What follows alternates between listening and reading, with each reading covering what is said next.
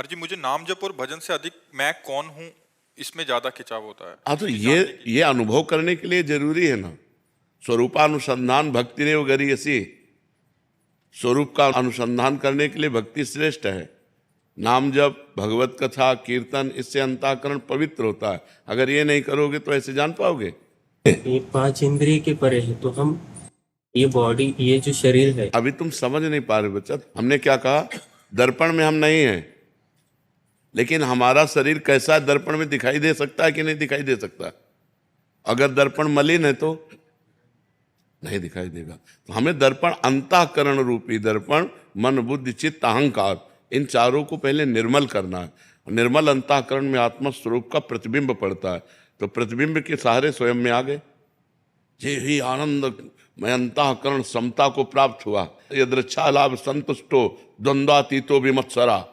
हर परिस्थिति में संतुष्ट, कोई भी द्वंद्व जिसके हृदय में व्याप्ता नहीं, मान अपमान सुख दुख लाभान, ये पवित्र अंतःकरण। विमत्सरा, कोई ईर्षा नहीं, कोई मत्सरता नहीं, निरंतर परमात्मा में स्थित। तो अंतःकरण प्रतिबिंब की तरह है, और उसमें आत्म तत्व का भासता है, तो ही तुरंत वो अपने स्वरूप में स्थित हो जाता है।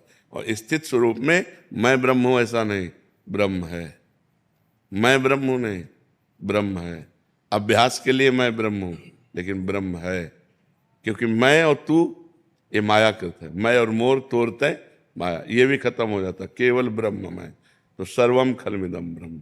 जो अपनी आत्मा में सबको देखता है और सब में अपनी आत्मा को देखता है, वही उत्तम ज्ञानी है। विद्या विनय संपन्ने ब्राह्मणे गविहस्तनी स्वनीचय सुपाकेचा पंडिता सम दर्शिना। वही समदर्शी ज्ञानी महात्मा है जो सब में भगवान को देखता है और भगवान में सबको देखता है।